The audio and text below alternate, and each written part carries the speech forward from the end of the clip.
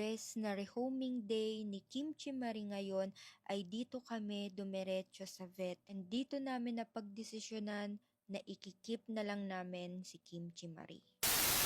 Nakaschedule na nga ang rehoming day ni Kimchi Marie and dito sa video na to is nagpaalam na nga siya sa kanyang mga roommate, kapatid, mga pinsan at sa kanyang mga kasama dito sa kennel room. And syempre nagpaalam na din siya sa kanyang mommy Kimchi. Kita nyo naman na sobrang saya ng batang to, as in okay na okay talaga siya bago kami umalis ng bahay. Hindi ko na din na-videohan yung ibang mga pangyayari, basta lahat po kami ay nagpaalam na po sa kanya. Yung mga kapatid niya po dito sa baba, sila Kuya Kuy, Ate Kiwi ay nagpaalam na sa kanya. Bago po kami umalis ng bahay, kung makikita nyo ay okay na okay po si Kimchi Marie. Ang ganda-ganda pa po ng smile niya, ang aliwalas pa po ng mukha niya. As in, okay na okay po talaga siya bago kami umalis ng bahay. And then dito namin na-realize na grabe po yung motion sickness ng batang to. Imagine, hindi pa po kami nakakalabas ng subdivision, nakadalawang beses na suka na po siya. And dito na ako nagpanic kasi medyo tumamlay na po siya, namumutla na po yung mga gums niya at hindi na siya masyadong gumagalaw. As in, hindi na po talaga siya okay.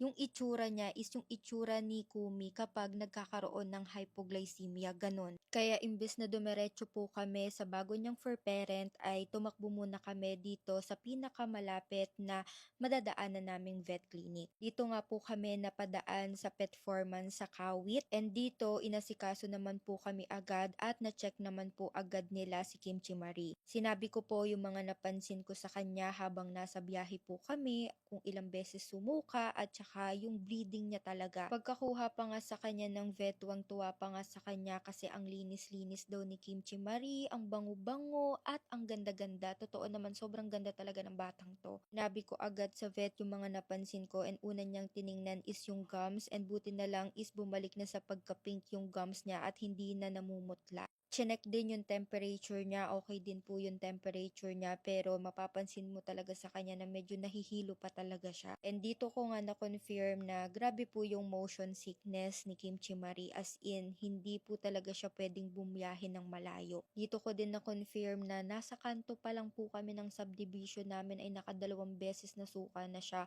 What more kung ibabiyahe ko pa po siya ng more than 4 hours. Ihahatid po kasi sana namin siya sa Bamban, Tarlac. So from Cavite to Bamban, Tarlac is napakalayo po talaga. Ito nag-uusap na kami ni Daddy Earl na ayokong mag-take ng risk.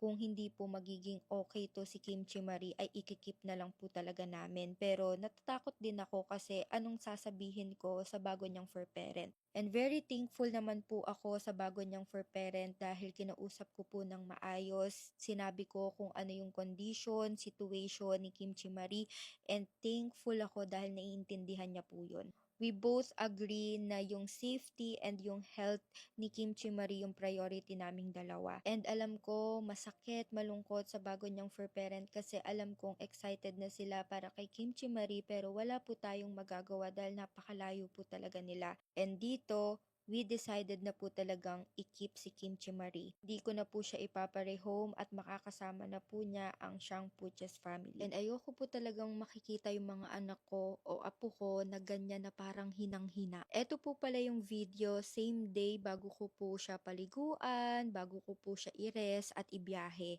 Kita nyo dyan kung gaano ka-playful si Kimchi Marie at kung gaano siya naging katamlay nung after niyang magsuka ng ilang beses. Kabiruan pa nga po kami ng mga vet na parang ayaw magparehome nito ni Kimchi Marie. Nalulungkot ako para sa bagong fur parent sana nito ni Kimchi Marie pero hindi ko mapapatawad yung sarili ko kapag may nangyari talaga dito kay Kimchi Marie habang nasa biyahe kami. Gusto ko lagi silang makulit, lagi silang tahol ng tahol, gusto ko lagi silang healthy, nakikitang makulit katulad nitong nasa video. So yun lang, sana naiintindihan nyo din yung aking desisyon. Yun lang, bye bye!